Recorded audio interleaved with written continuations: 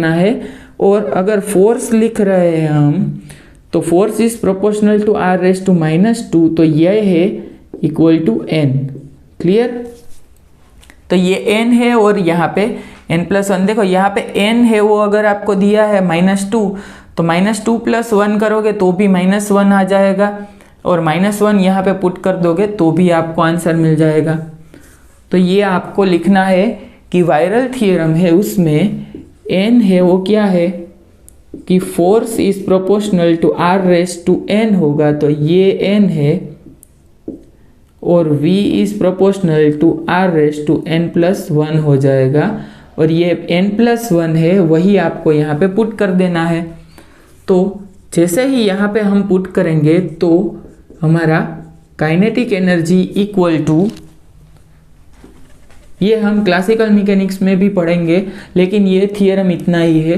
तो viral theorem है उसके बेस पे क्या करेंगे, n+1 जैसे ही हम पुट करेंगे -1/2 पोटेंशियल एनर्जी, और जैसे ही हम टोटल एनर्जी लिखेंगे E = KE + PE, तो जो KE है उसके फॉर्म में हमें PE को लिखना है, तो PE = -2 times of kinetic energy लिख सकते हैं, तो यहाँ से माइनस ऑफ के ई लिख सकते हैं। सो एनर्जी कितनी होगी, माइनस ऑफ काइनेटिक एनर्जी। तो अब आपको ये भी पता है कि काइनेटिक एनर्जी है वो कितनी होगी। देखो यहाँ पे ये डेरिवेशन ऐसे ही रखते हैं हम, और यहाँ पे चलते हैं कि kinetic energy equal to half M V का स्क्वायर, तो 1/2 एम वी स्क्वायर, मतलब कि इसका स्क्वायर करते हैं तो E square by 4πε0 H cut का होल स्क्वायर और Z square by N square. Clear. अब यहाँ पे देखो, अगर ये पूरा का पूरा आप सोल्व करोगे तो यहाँ पे Z square by N square ऐसे ही रखते हैं, और यहाँ पे ये काइनेटिक एनर्जी है वो देखो, काइनेटिक एनर्जी है यहाँ पे v से हमने निकाल ली है, तो एनर्जी है वो क्या आएगी, माइनस ऑफ काइनेटिक एनर्जी। तो सिर्फ माइनस यहाँ पे लगा देते हैं तो एनर्जी है वो आपको मिल जाएगी। क्लियर। तो यहाँ पे ये वायरल थ्योरम है, यहाँ पे रिमूव कर रहा हूँ। उसके बाद यहाँ पे एनर्जी है वो लिखते हैं कि 1/, देखो यहाँ पे 4 × 4 मतलब कि यहाँ पे 32 आ जाएगा, 16 × 2, और पाई स्क्वायर एप्सिलॉन 0 का स्क्वायर एच कट का स्क्वायर, और न्यूमरेटर में m, और यहाँ से z square by n square. Clear. इतना, और यहाँ पे e का 4th पावर। तो ये हमारी एनर्जी आ गई। क्लियर। तो एनर्जी यहाँ पे आती है माइनस, क्यों, क्योंकि ये के ई है, energy equal to minus of K E. अब यहाँ से आगे चलते हैं कि देखो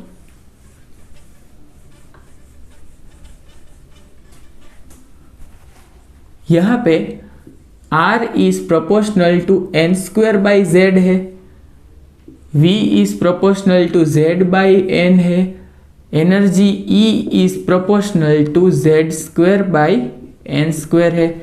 ये प्रोपोर्शनलिटी भी आपको याद रखनी है। अब यहाँ पे देखो V में मास नहीं आ रहा है, तो यहाँ पे देखो R is proportional to 1/m, V is independent of mass, independent of mass मतलब कि मास में कोई भी चेंज होने से वेलोसिटी में चेंज नहीं होगा। Energy is proportional to mass. अब एनर्जी है उसकी वैल्यू क्या आएगी, -13.6 इलेक्ट्रॉन वोल्ट, और यहाँ पे z square by N square लिख देते हैं। तो देखो ये -13.6 है वो z equal to 1 and n equal to 1 के लिए आ रही है। तो इसका मतलब है कि ग्राउंड स्टेट एनर्जी पूछा जाता है। Ground state energy,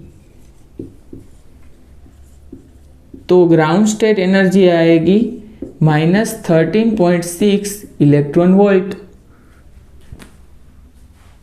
clear. अब आपको अगर ऐसा पूछा जाए कि कितनी एनर्जी हमें इलेक्ट्रॉन को देनी पड़ेगी from remove the hydrogen atom when electron is in ground state, तो +13.6 एनर्जी आप देंगे तो वो इजीली रिमूव होगा इलेक्ट्रॉन। तो यहाँ पे -13.6 है वो इलेक्ट्रॉन की एनर्जी है in ground state of hydrogen atom. लेकिन z square by N square इसलिए लिखा है कि अगर यहाँ पे आपको पूछा जाए कि फर्स्ट एक्साइटेड स्टेट में एनर्जी, फर्स्ट एक्साइटेड स्टेट में, तो क्या आ जाएगा, देखो z equal to 1, n equal to 2 put करने से 13.6 डिवाइडेड बाई -13.6 डिवाइडेड बाई 4 आ जाएगा। सो यहाँ से एनर्जी कुछ आ जाएगी 3.4 -3.4 इलेक्ट्रॉन वोल्ट। क्लियर? तो इस तरह से आप फाइंड कर सकते हैं। अब आपको पूछा जाए कि हीलियम प्लस मतलब कि ये हाइड्रोजन लाइक एटम ही हुआ, तो हीलियम प्लस में ये एनर्जी कितनी मिलेगी? Ground state energy of helium plus कितनी आ जाएगी? Z की जगह पे 2 पुट करने से आ जाएगा 4। तो यहाँ से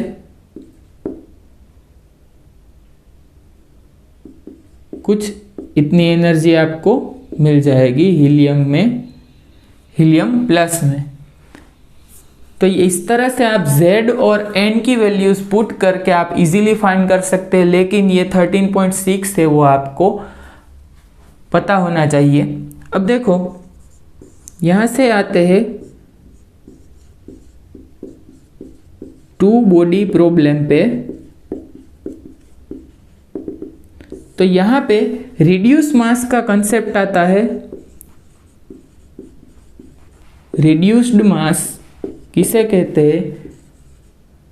म्यू, इसको नोटेशन म्यू कहते हैं, ME mass of nucleus divided by ME plus mass of nucleus. अब आपको पूछा जाता है कि पॉजिट्रोनियम एटम है, उसमें देखो पॉजिट्रोनियम एटम है,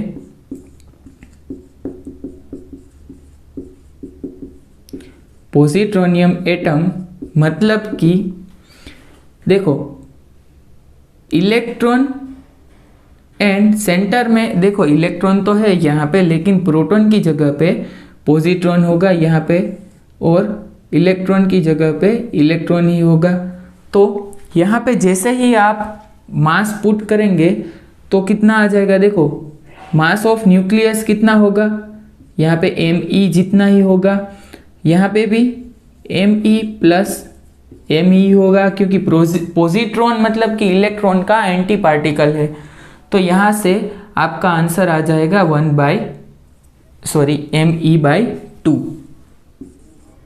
ME/2। तो रिड्यूस मास आपका मिल रहा है पॉजिट्रोनियम एटम के लिए ME/2। तो जिस तरह सभी जगह पे M है वहां पे ME/2 पुट करेंगे, तो देखो पॉजिट्रोनियम एटम के लिए यहां पे लिखते हैं, पॉजिट्रोनियम एटम के लिए positronium atom radius R double,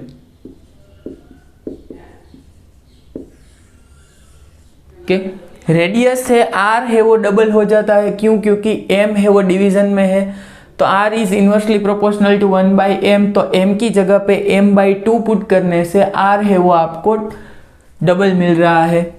तो R है वो डबल हो जाता है, यहाँ पे V है वो सेम रहता है, और यहाँ पे E है वो एनर्जी है वो हाफ हो जाता है। क्यों? क्योंकि एनर्जी है उसमें M डिपेंडेंसी है वो डायरेक्टली प्रोपोर्शनलिटी है। देखो यहाँ पे E is directly proportional to M है, तो M की जगह पे M/2 पुट करने से एनर्जी है वो E/2 हो जाएगी, हाफ हो जाएगी। तो ये आपको याद रखना है।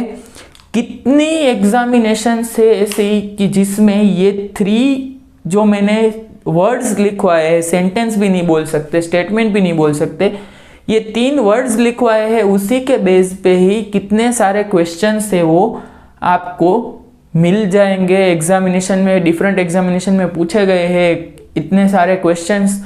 तो मैंने सोचा कि ये क्वेश्चन में करवाने से अच्छा है कि आपको एक अलग तरीके से यहाँ पे हाइड्रोजन एटम में ही कवर अप करवा रहा हूँ।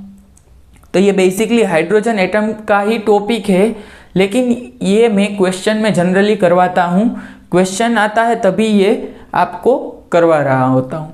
लेकिन पहले ही हमने करवा लिया, आर है वो डबल होता है पॉजिट्रोनियम एटम के लिए, वी है वो सेम रहता है, एनर्जी है वो हाफ होता है। सो ये पूरा का पूरा दिमाग में रट्टा मारना है आपको। एनर्जी देखो, रेडियस फाइंड करनी होगी तो आपको क्या पता होना चाहिए, देखो यहाँ पे R इक्वल टू 0.53 और क्या आ जाएगा n²/z। अब V है उसको रहने देते हैं, पूछा नहीं जाता है इतना। अब एनर्जी है उसके लिए -13.6 और z²/n²। तो ये दो चीज़ है प्रॉब्लम सॉल्विंग के लिए याद रखनी है, इजी क्वेश्चन है वो पूछे जाते हैं। फर्स्ट बोहर रेडियस है वो कितनी होगी 0.53, सेकंड बोहर रेडियस पूछा जाता है तो n की जगह पे 2 पुट कर देना है। एनर्जी पूछी जाती है ग्राउंड स्टेट में तो -13.6 आती है। अब एनर्जी फर्स्ट एक्साइटेड स्टेट में जब पूछी जाएगी तो n इक्वल टू 2 पुट कर देना है। सेकंड एक्साइटेड स्टेट होगा तो n इक्वल टू 3 पुट कर देना है। अगर हीलियम प्लस की पूछी है तो z इक्वल टू 2 पुट करना है और ग्राउंड स्टेट है तो n इक्वल टू 1 पुट कर देना है। अब यहाँ से बात करते हैं कि अगर हीलियम की जगह पे लिथियम डबल प्लस लिखा है तो लिथियम डबल प्लस भी हाइड्रोजन लाइक एटम ही हुआ, तो लिथियम डबल प्लस के लिए z है वो 3 हो जाएगा और 3 का स्क्वायर 9 और ग्राउंड स्टेट है तो डिवाइडेड बाय 1। क्लियर? तो ये सभी चीज़ें हैं वो आपको याद रखनी है हाइड्रोजन एटम के लिए।